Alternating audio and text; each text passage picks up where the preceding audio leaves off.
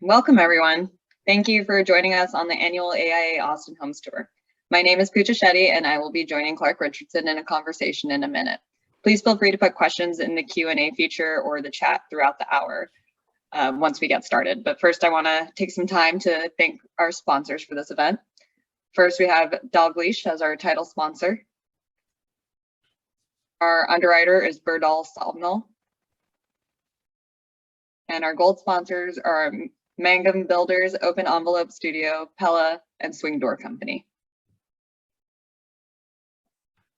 So partners in life and in practice, April Clark and Ed Richardson formed the architecture firm Clark Richardson Architects in 2010.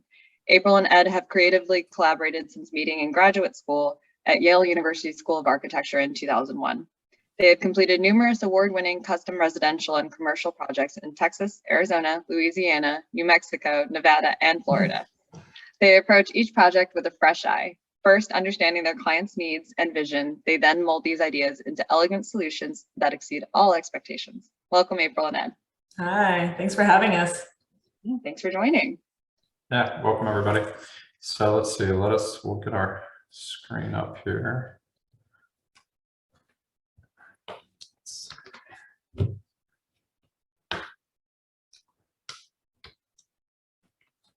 All right, there we go. So we're happy to be here today. I hope everybody had a really good tour yesterday. And one of the things we wanted to talk a little bit more about is a sort of vein of work in our practice where we've had clients come to us with art that is sort of important and meaningful to them. And we've had the sort of pleasure of designing with and around that art. And so we're going to talk a little bit about that series of projects and what does that look like? What is that actual process where having that information up front can inform how we do the design? We're really lucky that at this point, hopefully many of you got to come and tour the house that was on the tour yesterday and see some of the artwork that we're going to be talking about from the Ramsey residence. And we're going to also highlight a couple of other projects that kind of look at this kind of vein of design thinking. So excited to share with you. Yeah, so we're going to talk first about, this is going to start with actually a really early project and client that we had. We're not going to get too much into the project itself, but this is, you can find it on our website. It's in the Hyde Park Historic District. This is our Avenue D residence. And so this was a client that came to us and she had grown up with a stepdad that was actually a gallery owner in New Orleans. And so she had this like fantastic art collection. And so part of what you're seeing here. She's also an artist in her own right, a photographer as well. So. True, yeah. And so one of the things that we loved in her house was she had this Bill Hammerling door, an art door, and it was actually sort of a double-sided piece of art. And it had a personal connection to her family. It had been a door from actually an old business that her family had owned in Louisiana, and she had sort of found it and understood that you know, somehow it wasn't something commissioned, but he had actually found this door and painted this beautiful artwork on it. And so this is something that was integrated in the house. And so she, knowing that this was a piece that she loved dearly, we worked to integrate it as a central feature and kind of playing on the historic notion of having kind of, you know, usually there's a head of the family or something like that at the end of the dining. In this instance, we kind of did a play on that and used this piece that was so integral to her family life as, you know, kind of the head of the table of the dining space to really give it a prominent feature. And we mounted it in the architecture as a way of showing it as a display that people could see both sides of it. And so, and again, so it's just a very simple installation. We have sort of steel rods on either side and it's floating in a bigger sort of mahogany framed doorway. This is sort of the photo on the left, you're sort of standing at the head of the dining table, and then this was her sort of studio space beyond where she did, you know, most of her sort of photography work. And so interestingly enough, we had done this project for our client, and then later she approached us. She had decided to move back to Louisiana, and so she approached us to do another house there. She had a mother that was getting older and she wanted to be closer to her and to be able to take care of her. And so this is, again, looking a little bit at our process for all these clients who sort of come to us with art. There's a sort of very early stage look at documenting and drawing a kind of plan section and elevation and 3D models, all of the different art pieces, and then having that as almost a palette that we can use before schematic design to integrate in the process and to kind of think about it. So here you're seeing, again, that Bill Hemmerling door.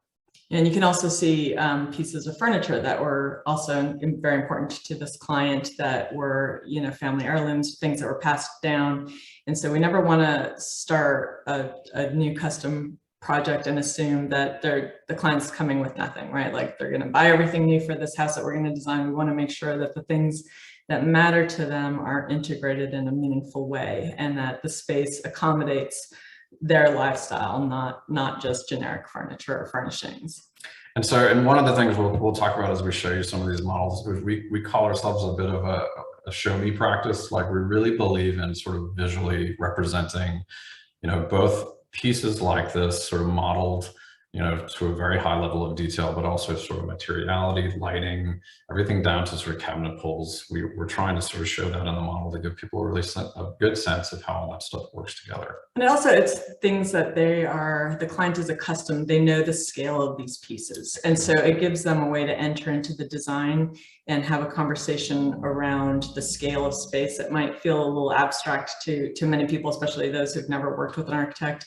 And this, seeing something that they're used to, even if it is just, a random piece of furniture or a beautiful piece of art, it allows them to kind of enter into the conversation in a very productive and meaningful way. So I think next we're going to sort of look at, so this is that house, the new house that we're building. This is under construction. This is in Covington, which is about an hour outside of New Orleans. This is sort of close to Baton Rouge, if you guys know Louisiana. And this one is in framing right now. We have sort of windows going in, but we're going to look a little bit at this sort of design modeling for this and how some of these pieces got relocated.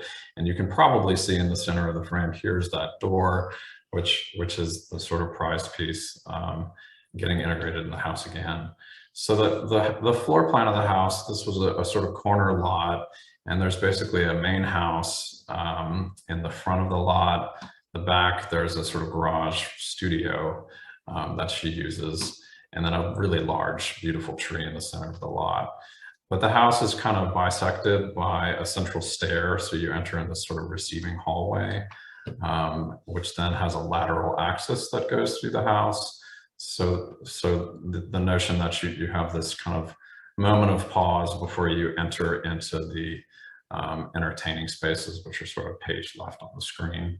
And then thinking about sort of the prime location for art. And again, like smaller art, of course, it's easier to think about this stuff in the field, but we really like to plan for bigger pieces of art or art that, needs to be integrated in lighting in a certain way. So these kind of thicker lines here are showing kind of what are some of those primary moments that we thought about in the house. We're also constantly battling between, having sufficient natural light and large windows and views while still having a meaningful way of showing the art. And so a lot of it is kind of a conversation between the two, between having, visibility and glass in a space and natural daylight and views out, as well as not letting the artwork or furnishings take a second string, but also being equally displayed and prominent in the home so that, when people move in, it feels like it was designed for them and for the things that they love and the way that they live. Yeah. So I think this next slide is going to take us, so this is looking at that front entry hall. So you can see that Bill Hemmerling door here again. This time we're sort of ringing it in steel, and then we're going to have basically a tube connection top and bottom. So it's actually going to be able to move in this house, which we thought would be kind of fun, so that she could switch positioning of it and give her a little bit more flexibility about how it gets used. But this is kind of looking at that first walk up to the front door. And really fun designing two homes for the same client because we know her really well. We know her artwork and her taste very well. And so it's fun to design for her again. Absolutely.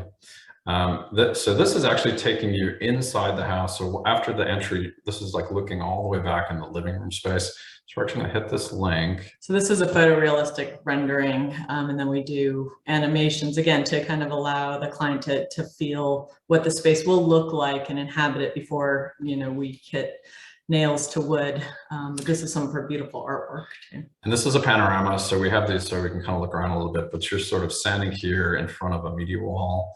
And basically this is that large tree that we showed you in the site plan. You can see the studio here to the left. So this is kind of a large floor to ceiling window space. This is on 12-foot ceilings. She's from Louisiana, and as a lot of folks know, we're used to some tall ceilings there, which is a wonderful thing. And so we've actually got 2 Louisiana clients right now that we're doing some 12-foot ceilings for. It's a modern vernacular. So taking a vernacular feeling of a place and kind of giving it a modern update. Right. But so this house had a really big gallery wall here that we're seeing. And so looking at some Chagall sketches here that are oriented and some other Southern art. She also has some great sculpture, like here, there's a fish here that she loves that's actually over the island. And I'm actually going to go to the next slide here. This also gives us a way to look at the lighting for the artwork, which is very important, and also solar exposure, if it's something that we don't want to get direct light on, or if it's things that it's okay with the client, just making sure that it's all known variables before we start building. So this is looking sort of, we had been standing on that side of the room. This is looking at it at a slightly different direction. This is that long axis. So through this door, she actually has an interesting piece of art that's on this sort of termination point. And here's her sort of fish sculpture that's over the island. And again, this sort of gallery wall. In this case, we're looking at, in a lot of our projects, we like to either light the art, but we're going to show some of the fixtures we like. We like to light the art either directly on top of the art or with sort of suspended fixtures that give a really even wash on the wall. We do can lighting too, wall washers, but it really depends on the piece and the ceiling and kind of what we're needing to do. All right. So that's kind of looking at that space. Let's see, we'll go to the third. And then this is looking again back from the kitchen.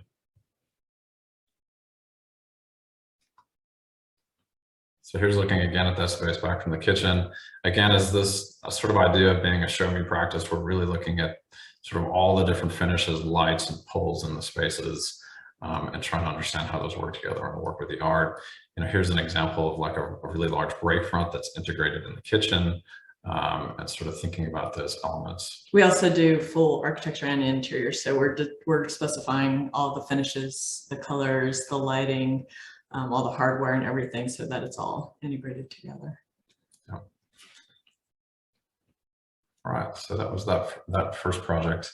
So our next project we're going to look at, I think this is our only renovation that we have. This is one that we just got in this presentation. In this presentation, we do a lot of renovation, but this one is it's on Lake Austin. Yeah, and this is again another couple that had some really large pieces. They have this amazing lifestyle, allows them to travel all over the world, and they've just acquired just beautiful pieces from all over the world. And so they moved into this home. It's an 8,000 square foot home that they loved the view sitting right on the lake, but it did not accommodate their collection or their style. And so we kind of had to start with it from scratch from there. So we're going to look at a couple of how we position, like, you know, 3 or 4 of the really big pieces in the house. This was the sort of initial floor plan for the house. So we had basically gone in and done a full kind of gut renovation. We relocated the kitchen. But probably the biggest thing was this, they had a sort of narrow living room space that was split into 2 sitting areas. And so part of our proposal was really taking some of the windows away to frame more of a window wall and having a singular seating space. We're going to show you some of that in photos. This was the sort of proposed plan. And we relocated the kitchen and kind of made everything about allowing for their artwork and framing the view of the lake more, which the existing design didn't do. So this is looking again at that sort of central set of windows, and then looking at art, so basically flanking that one central seating area in view. So it was really great to have these pieces in the beginning so we could help sort of organize the back and forth between those two things. This is the before picture, not to be confused with what we did. So here's the before picture, and you can get a sense like this. Here's that central door. Here are the two seating areas. Here's that kitchen that we kind of turned to face the lake. It just had a lot going on, and it didn't allow for the eye to rest, especially when we were bringing in, you know, beautiful pieces of art, and also it was difficult to see the view. So we wanted to kind of emphasize both of those things. So this originally had kind of two horizontal banks of windows around these kind of central doors. And then it had these really large glue lamps that had gone across the space, but then they were clad in drywall. So this really had a sensation of a ceiling that had kind of a subtractive series of voids cut around it. So part of what we were looking at doing was basically to combine the windows in more of a unified window wall. These two sort of flanking pieces were about making, actually we closed some of the windows down to the lake. We decreased the amount of glazing, but increased the amount of view, Right. which you'll see in a second. And then the other secondary thing sort of supporting that is we actually pulled the drywall off these beams and we sort of exposed them. We were able to take the soffit out in the back.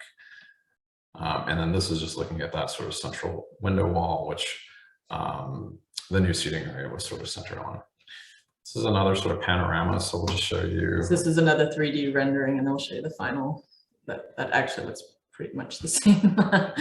So here you can see some of the pieces from that sort of gallery view of the floating pieces, but basically here's one of the art pieces, and the other kind of flanked across these three full height windows in the central seating area. You can kind of see the kitchen and dining that had gotten changed around beyond. In this case, really, they did not want to focus on spotlighting the art. They wanted it to be something that was just naturally lit in the space. And there's so much natural light. It just didn't need it, didn't warrant it. So here's, again, so that was the sort of, and you can, the other thing here is you can see how these windows came together, and also these exposing these big beams, which ended up being a really neat thing for the space. And so here's the finished photo of that space. Again, and we're cut, the art here to the right, unfortunately, is cut off, but you can see that really nice sort of flanking art wall, the central view, the idea that you kind of enter into this really generous central space, and then you kind of circulate around to get outside to that back. That's it. If you can remember the original picture, you almost couldn't see the lake, which was interesting. So again, we decreased the amount of actual glass, but we increased the view just by shifting the orientation and opening up the walls and allowing for the art to take part in that view. So it's just sort of swinging back a little bit. You could see this in the panorama, but this was this new front door, which we had also kind of opened up. They had a big dog, a big white dog and a little white dog, really cute, that were in a lot of the photos. And then, so here is again, once you come through that door, that view as it was constructed, again, the central windows, the two sort of flanking pieces, and those exposed beams kind of tying it together. All right, and so the next one we're going to look at, this is our Robin Hood residence. This is a house that is in Terrytown that we finished about a year ago. And this again is another couple that had lived in Houston, had some really large art there. They lived in a condo, and so we were lucky enough to have that in advance. So this house is positioned on a corner, but it has this really nice, generous kind of receiving hall. And so we were looking at a couple moments around that access. This is all new construction too. Yeah, well, a couple moments around that access and sort of how that integrated with the house. So this is looking at kind of those primary art moments, and probably the biggest, the most impactful one was this moment here where you come through the front door, and we had a live edge piece that we selected that has an abstract painting that they positioned. The sort of back wall of the living room was also important, but even we'll show you even little moments, like there was a little moment that was set up in the powder room. And this client, by the way, is an interior designer, so it was fun to work with her We sort of did all the drawings for everything, but she really worked with us to do the selections for materials. And it's important to note too, looking at this, we don't just draw generic furniture. The furniture that is shown is specific pieces that this owner owned already and wanted to reuse, or specific things that they wanted to get. So we weren't just trying to figure out, you know, where do we put the baby grand after the fact. It's all integrated, designed, and the architecture allows for those pieces to be integral in the spaces. So we're gonna just take you a little bit out. So this is it's a very simple house. It's all brick. And this is looking at the sort of front door. It had a lot of beautiful oak trees that we kept. And so if you see this house, you actually, it has the sense that it's been there a long time. Our best favorite compliment is when the neighbors tell us how much they love the homes, and we're like, thank you. We know we did well then. So this photo on the left is looking on the opposite side of that front door. This is a big steel double door, but this is that really generous receiving hall, and sort of designing around this moment here with the an abstract over this live edge slab. And that is both something that greets you at the door, but also you can see this photo on the right is then centered on a cross axis that's taking you back into the living room. And then you can see this other sort of oil reproduction that's in the back of the living room. Yeah, we actually had this home on an AIA tour while it was under construction as well, so it's possible you might have seen it in framing. Yeah, this was on a Cran tour. A Cran luncheon. And so this is just looking again more closely at that live edge piece and the abstract, this photo on the left. And then here, I mean, I think this is just sort of fun. Like this is a little tiny understair bathroom, but setting up a moment in here, you know, with a sconce for a small oil painting was really kind of a fun way to think about art integration. This is a bit of a cropped view, but this was a large abstract piece they had at the top of the stair. Again, that's a backdrop to one of the second floor sort of living room spaces. All right, so next we're going to look at, this is a house in South Austin that's under construction. Yes, we don't have the final pictures on this one yet because it's just in framing, but we'll show you kind of the photorealistic renderings and the design leading up to. Yeah, and this one we have some drone footage on our Instagram if you kind of back up a little bit. So you can get a sense of the exterior massing of the house. But essentially it's a house that's right one street back from Barton Springs. And so it has this really neat downtown view once you get up on the second floor. This is another client that grew up in Lafayette, so another Louisiana client. She had some, this is in Austin. But this is in Austin. But she had some really great large art pieces. So this is a big Roche-Ray collage on the left. It's almost like a 7 foot by 9 foot piece.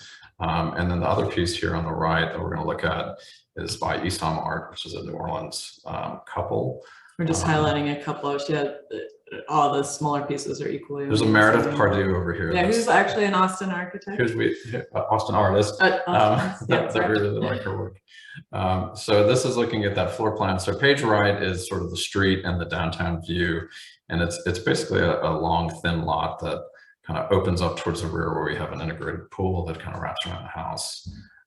So this is looking at that sort of center axis. The entry here is through this sort of center door. And then there's basically sort of a formal living room space in the front, and the back has an open kind of dining social space that looks in through the backyard.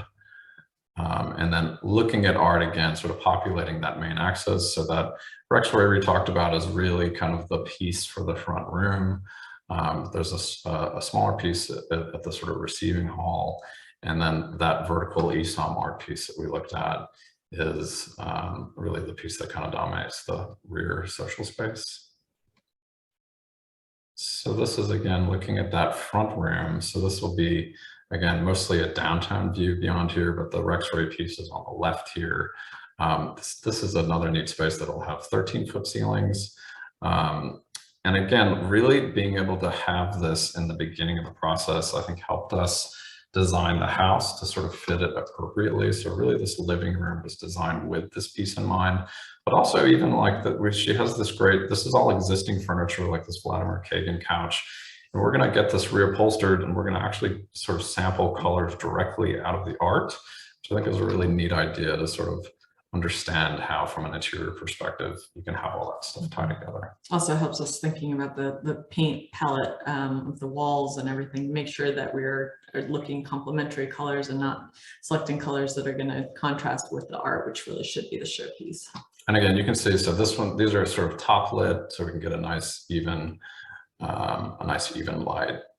This is looking at that back sort of kitchen dining space. So here's that Isom art piece sort of floating in this wall framed by windows. So this is really that primary art in that space.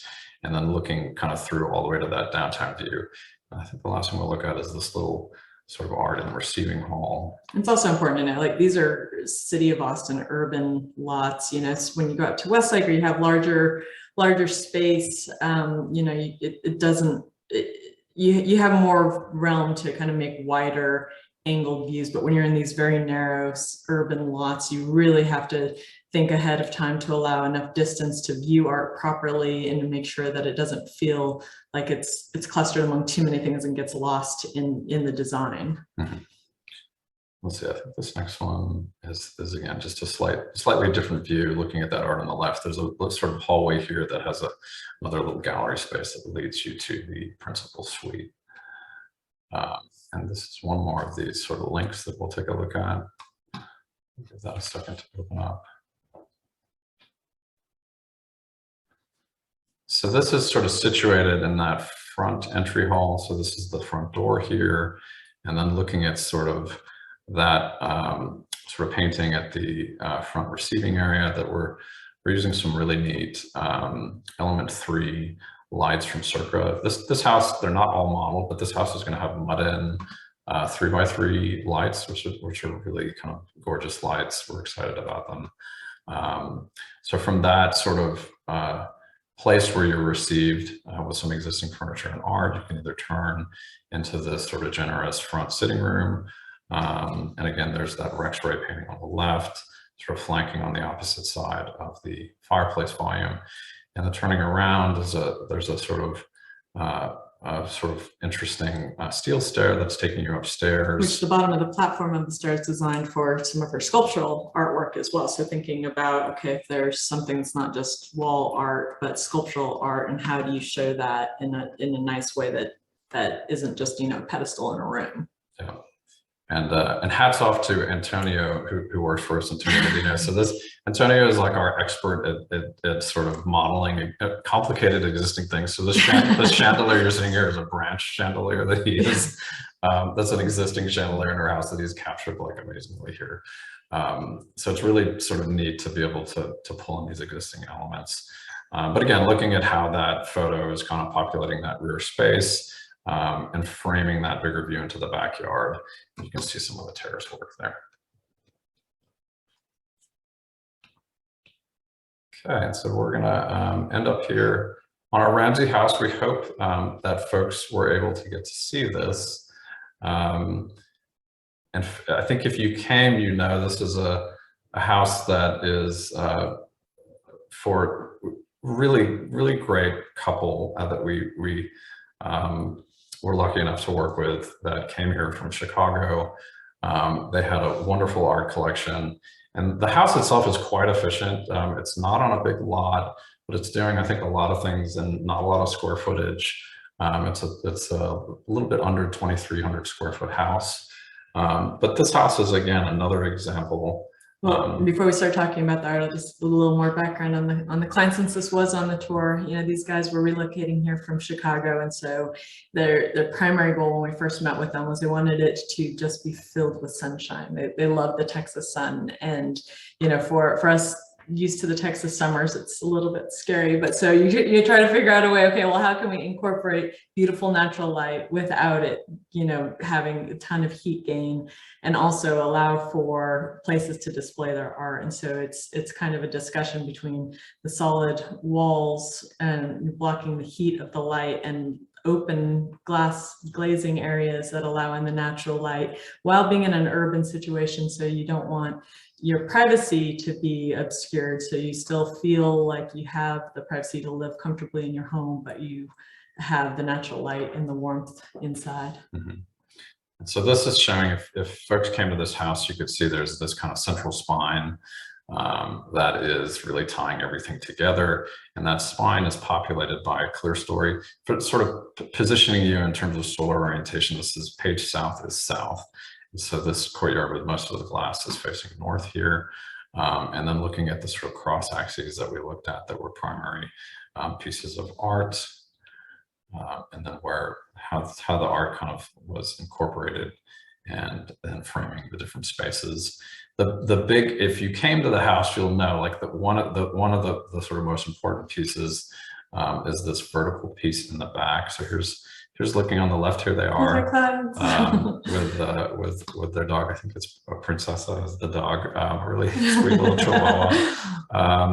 And that's looking at the beginning of that access. So you kind of go through a covered outdoor space.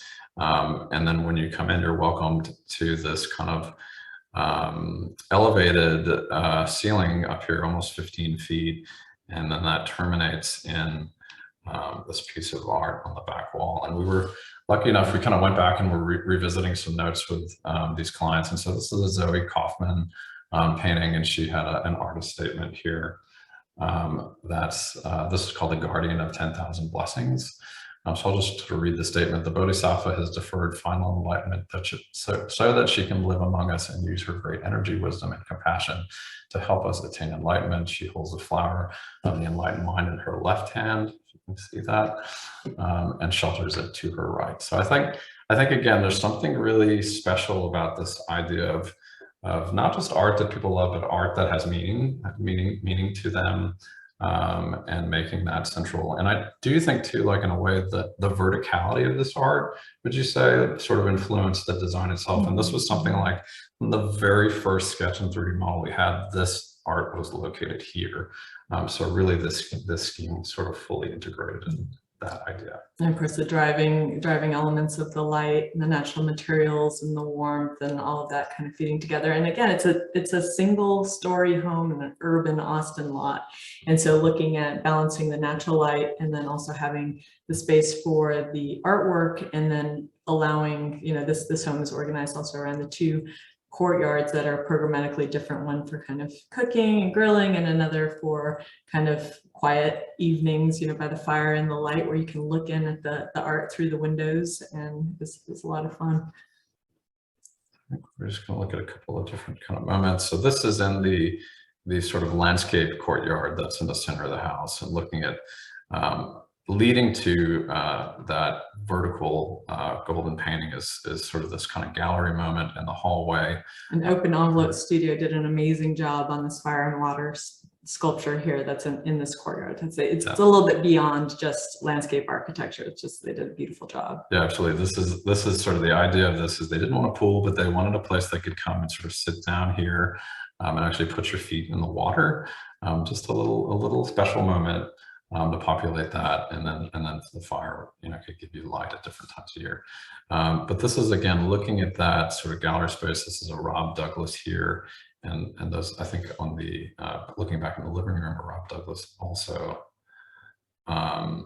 And this home has a lot of transparencies, sectional transparencies, where you can stand in, like the principal bedroom and see all the way up to the kitchen and the living spaces. It's two empty nesters living at home. And so they can kind of have these intersectional visions all the way through the home. And it's not, a problem with privacy with anybody living in the home. It's all their own. And so that was a lot of fun to play with as well. Mm-hmm. And I think the next one is we're just going to click into the Matterport and then kind of noodle around it here a little bit. So this is really, for folks that haven't been there, this is that sort of entry hall space. And they have their Sullivan coming in from Chicago. So that's yeah, so this is a Sullivan original plaster cast that they had, which is really lovely. So that was kind of that first stopping moment that we had just a simple wall washer sort of lighting that up from above. But you basically come in, they have one of their offices and kind of a workout room and a powder in the front of the house. And then this is a moment that we call these sort of a key drop. It's a place you can kind of come in, put things down. These doors actually open up and you can stow shoes and boots on the floor when you come in. And then if we advance a little bit into the room, this is when you're first kind of seeing sort of that tall space popping up and getting a sense of that vertical painting at the end of the axis. So to the left is the sort of kitchen and dining room space. And these beautiful marble slabs that they were very keen on showcasing as well, that kind of become a piece of art themselves. Yeah, this is sort of a book match. Thank you. Calicotta gold slab there, and again, like I think you'll notice, like this again is a house that's kind of doing a lot of different things. It's neat that a lot of these spaces can kind of work together, but not, they feel expansive, but in terms of square footage are not sort of overly large. This is looking at the media wall, and they had a frame TV. I know there's some other frame TVs on the tour. And then this was sort of the art wall that's sort of facing off against the windows here, sort of gallery wall. And we'll talk a little bit about these arts, but these lights, but this is a lot of the lights we like are kind of directly above and giving like a nice even glow to artwork. Yeah. Just take us down the hallway a little bit. And the thing about highlighting that painting down at the end and having this narrow spine is architecturally you feel this kind of compression when you're walking through. And sometimes you need to have an opposing feeling in architecture in order to appreciate something different. If all the spaces were expansive, if all the spaces are tall, then you don't really have a sense of the release and the relief when you get to moments that open up. And so it was part of the design to have something that was kind of this narrow field all the way through to kind of give you a pause and a quieting before you get to this little vestibule that leads to the private spaces of the home, which are the bedrooms at the back. Yeah. It's almost like a meditative hall that kind of takes you from the more public spaces to the rear. And then again, at the rear, there's another really nice, small kind of receiving areas. This is beautiful oil painting on the left. And then this opens up to a couple other bedrooms and the laundry. And then to the right is the principal suite. Just sort of looking back up to the hall, you could see through to that front door. This is the principal suite, which again is not a huge principal suite, but it really feels quite generous and sort of looks into that landscaped space. And just for a peek in here. This is a sort of flanking vanities in here, and then the principal closet is off to the left. And I think that a lot of people I spoke with yesterday on the tour commented on just how peaceful and comfortable it felt. And I think that this home does a lot to show what you can do with a little, that you don't have to have a huge home to create architecturally unique spaces. And I think that this home kind of gave a smaller frame for them to take care of. You know, it's easier for maintenance, but it also has a lot of elegance and dynamic kind of living going on in a small space. Mm-hmm. All right. And then last, we were just going to touch on a couple of the lights that sort of you saw in the presentation. So this is a lot of these are pure edge. So this is the light that we're showing in a couple of the different houses. So if you got to go out there, this is that sort of top wash light that gives like a nice even glow above. I think part of what's nice too about these is since it's not in the ceiling, it's really easier to make sure you're getting the art just in the right place and sort of coordinating the center walls versus say like cans and structure. This is another one that we're going to be using on some other projects. That's again a similar wash light, but where the mounting, so the wall is actually wrapped behind the piece itself and then hardwired. I'm really kind of liking this right now. It's a lovely, a little slightly more minimal light. And again, at the Daniel house, we talked about some of those sort of mud and trims. And so this is, we worked with the folks at Tech Lighting at Circa.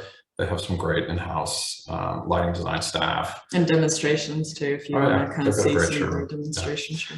But so we worked with them on sort of light placement. And so we're really liking this. It's the Zercato mud and light that we're using on that project. And then this, I think, is the last one, but this is one we're using in that very first project. So this is actually one that we're slightly modifying a little bit to suspend it, but this is a linear wash light that has a shield on one side so that you're not seeing the glare, and you can see in this kind of picture behind, you're getting this really nice even wash on the wall. And it's also sort of temperature tunable, which is really nice. I think this right now is like one of my favorite lights. Good question. Yeah. And so that was about it for us. Yeah, and so we wanted to kind of allow for some time for some Q&A if there's any questions, or if anyone wants us to talk a little bit more in depth about anything. We went through a whole lot of stuff really quickly, so hopefully it made sense. That was great. Yeah, thank you. We do have one question already in the Q&A, and I encourage everyone to send in more in the Q&A feature or in the chat. So this person says they love the Ramsey house. It was their favorite during yesterday's in-person tours. And they asked, what was the approximate price per square foot for that project? That's tricky because this home finished construction pre-COVID.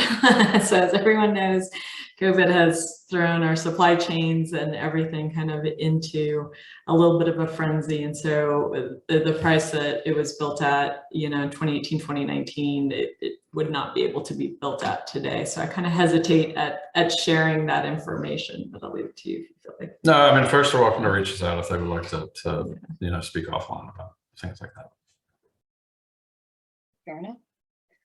A question in the chat says, what software do you use for the photorealistic 3D renderings? Which is a good question, because when you first said that was a photo rendering, I was like, oh, I thought that was just a picture in the space. Yeah, good. That's great. Yeah, so this is all with Enscape, which we've really, I think we're 2.5, 3 years into using it, and it's just been an excellent tool. We're a very, very detail-oriented firm, and so we find that a lot of the BIM software is fairly generic, or it's a lot of kind of plug and play, and so we do very kind of custom drawings of almost every element in CAD, and then we build things in SketchUp. And so we're not using a lot of kind of downloaded items. We're constructing a lot of what you see in the models. And so we find that these softwares that are kind of less about the BIM, which I think is helpful in some respects, you know, if you're doing kind of larger area takeoffs and things like that, are coordinating with, you know, different consultants that use that software, there's a place for it. But I think in doing kind of this very photorealistic experience and kind of very meticulously detailed design, it's helpful for us to just be able to kind of draw the specific lines of things.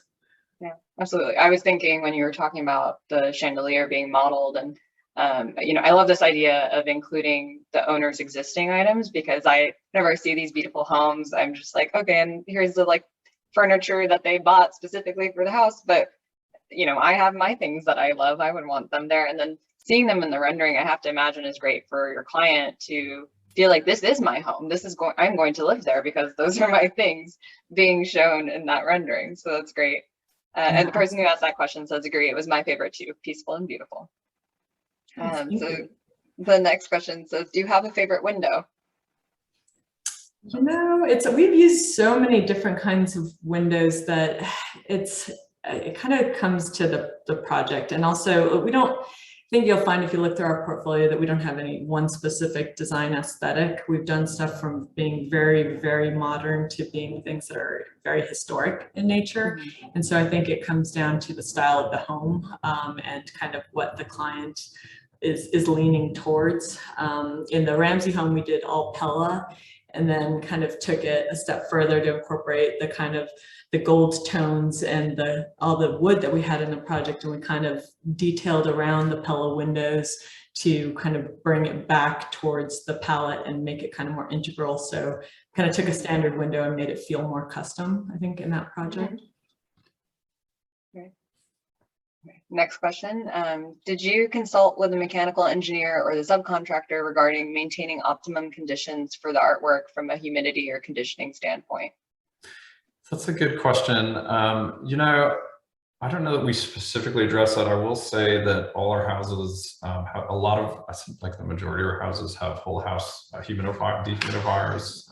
That's a pretty standard thing. Yeah, we kind of do it as a standard already, just for a healthy home and also for sustainability, that we integrate the dehumidifiers kind of as a first step. I will say that we are doing another home that has, you know, full basement where we're incorporating, things like a wine cellar and, different art that's going into kind of a less climatic controllable space. And so we have been doing a lot of discussions with them on something that's more specific like that. But for a home, we're already kind of designing at a level of comfort and sustainability for the client that we did not get into kind of the specifics for the art, but it kind of depends on what the situation specifically is. Sure, yeah, but predominantly we're looking at sort of variable speed, sort of higher end mechanical systems and integrated whole house dehumidifiers.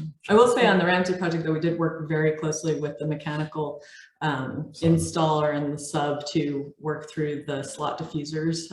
We also have, it's very, very thin roof line. And so we spent a lot of time planning how that was going to work, especially with that spine. So if you think about, where do you think that the HVAC was? We don't have any closets, it's things like that. It's very hidden. And I'm actually surprised none of the architects on the tour asked, because if you walked in, you could see that every bit of space was very efficiently used, and you don't get a sense of where it is. Even if you look at the pictures, there's just very thin roof lines and everything. So we spent a lot of time kind of integrating those systems so that they functioned and didn't take away from the architecture. Mm-hmm. I had a kind of related question to that one in terms of when you're locating where to put the art pieces. I'm understanding it has to do with circulation, and you're obviously having to provide a wall for that art. What other elements factor into your decision on where the pieces can be put, or how does where the pieces can be put inform the architecture? Like with regard to, I'm thinking like the windows and sunlight hitting that artwork. You don't want it constantly bathed in sunlight for the most part, I would imagine, but. Yeah, I think, that Ramsey house is a good example of that. Like the most of the windows in that house are sort of north facing. We have 5 foot deep overhangs, but it was important for them also to have those direct rays of light. And so it was difficult. It was a balance to make sure that we could get them the direct sunlight and fight our greater instincts as Texas architects to kind of stop as much sun as possible. And so it's really hot here. Yeah, we spent a lot of time energy modeling to make sure that we could kind of walk the line and have as many windows and not as much direct sun. So we see like where the artwork is placed, that's on a north wall, so that'll never be on a south wall, so that'll never be facing north, so it'll never be in direct sunlight. Kind of all the art is that way. There might be a couple moments where the sun washes it for a little while in the late afternoons in certain seasons, but it's never going to be kind of directly in direct light for long periods of time. So which comes first? I'm going to put the art here, so that's where the windows need to be, or this is where the windows need to be, so that's not where the art can be, Yeah, the project that I would point to is the one that you see in the middle of the page right there. That specific project was a full renovation, and that one was very much a conversation back and forth. I wouldn't say that one came first. We have these amazing, huge pieces of art and this amazing view, and we want both of them to be prominent. So how can we make sure that, one, they're protected, they're not getting the direct sunlight, but also we have Lake Austin literally outside of our door, which very few people can have a view like this. And so you don't want to shortchange either the amazing large art. And so it's kind of a conversation back and forth. I wouldn't say that one necessarily comes ahead of the other, but it's always kind of walking back and forth and making sure that a decision towards one doesn't negatively influence the other. Yeah, and I think in a way, I think part of what's interesting for us to look at these specific projects in this way, and we have 2 or 3 others in process right now that are similar, is just, I think you can design a house around future art. I mean, of course you can, and you can think about places where you can have large installations, but there is something really meaningful and interesting about having that information up front as part of the brief before you even touch pen to paper. I think these are all kind of examples of that, to differing degrees. Like some of these projects are clearly about just sort of accommodation, some are about integration, but there is a real push and pull there that I think is productive and fun. So that's something we enjoy. And also, when you're in training to be an architect, there's often a pull towards the modern aesthetic of all glass, and I don't think that that's necessarily the best thing to do. I think that you need to have a balance. And so to some extent, even our clients that aren't art collectors or don't come to the table with furniture, we're still looking at, okay, well, how do we balance the feeling of the spaces so that, when you're not living in the glass modernist fishbowl, right? And you feel comfortable to live comfortably in your own space, having both the solid and the voids there on your walls. Yeah. So I think this kind of leads into this question is, have you designed architecture and buildings outside of Austin, Texas, and how much of the climate/environment needs to be considered in your build designs?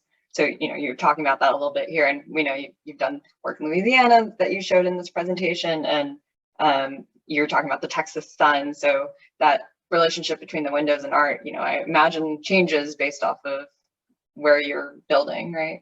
Sure. Yeah, we've even done homes in Santa Fe, New Mexico, which is the high desert, and so you get a couple feet of snow still there in the winter, and so you have these climates, and it does matter for the overall sustainability and design of the home. First and foremost, I would say that you're thinking about, okay, well, how comfortable is the home to be in, and also how sustainable is it as a long term. And most people, they're shooting to build their forever home, and so you want it to be forward thinking and looking towards, okay, well, what's the best outcome for where you live. And so to some extent, it's not even a question of the art, but a question of the global climate, and looking at, well, what is the quality of the place that you're at. And so when we do a home in Santa Fe versus doing a home in New Orleans, it's very different. We're looking at one place that's very dry and gets very cold, one place that's very humid and gets very hot.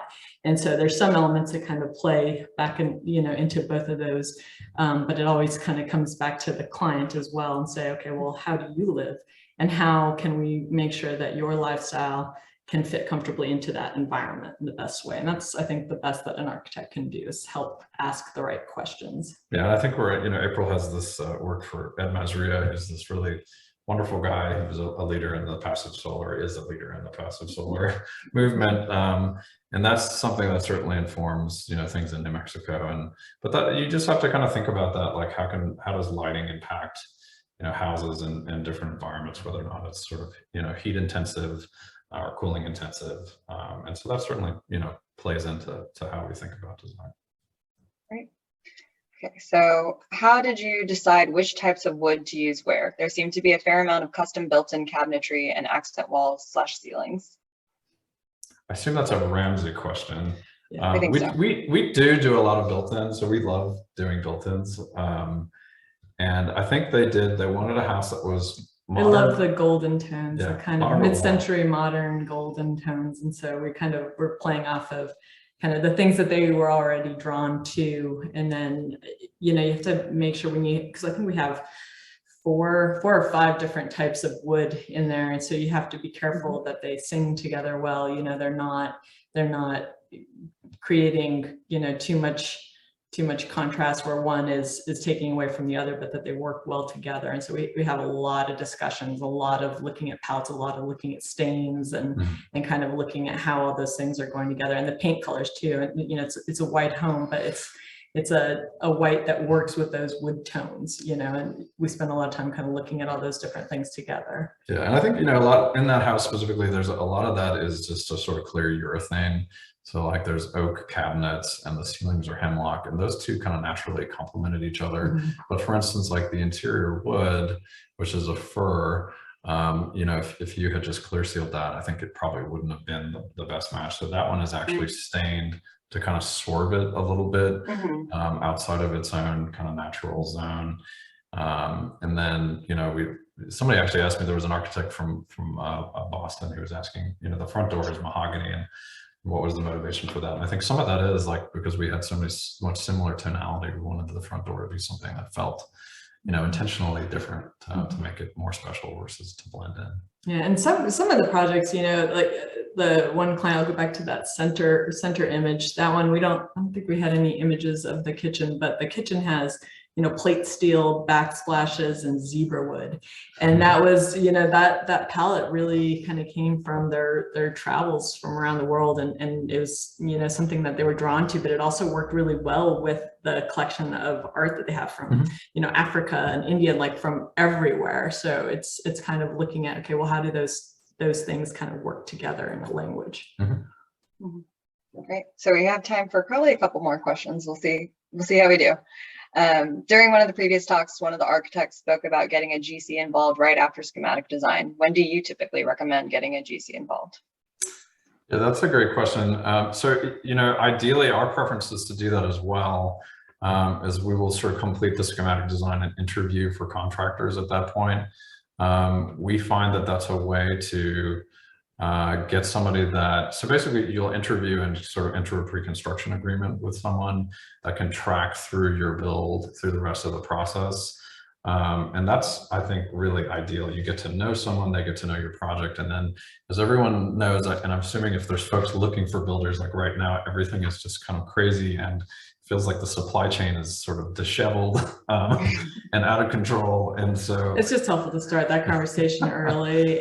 But the contractor brings a unique perspective too. So if the contractor, can offer insights on something that you're doing, we have great partnerships with our builder friends, and we love, it's like, we'll work with them intimately as early on as we're able to. And some clients, they'll want to, put it out to bid with multiple people, and we do that too. But our preference definitely is to say, okay, well, it's a relationship for all consultants, for the contractor as well as the architect. You find somebody that you can get along with, because it's a long process. There's ups, there's downs, problems will happen. And so ultimately you're looking for somebody that you can sit down and have intimate conversations with about like where you store things in your daily life, to like, okay, if something doesn't go quite right, can you have like an honest, open conversation? And those relationships, they take a long time. And so we form those relationships with our clients during the design process. And so if they're able to start kind of talking and building that relationship with the contractor during that time as well, it just makes everything go so much more smoothly, and everyone kind of has an anticipation for how things are going to go. And when people know, if something is going to be a problem early on, then we can work towards a solution, because there's never not a solution, right? So you're always kind of working at making the best outcome for everybody involved, and it helps to have those relationships early. Definitely. Okay, next question. In your experience, do clients tend to have a preference about where certain art pieces are installed within the home?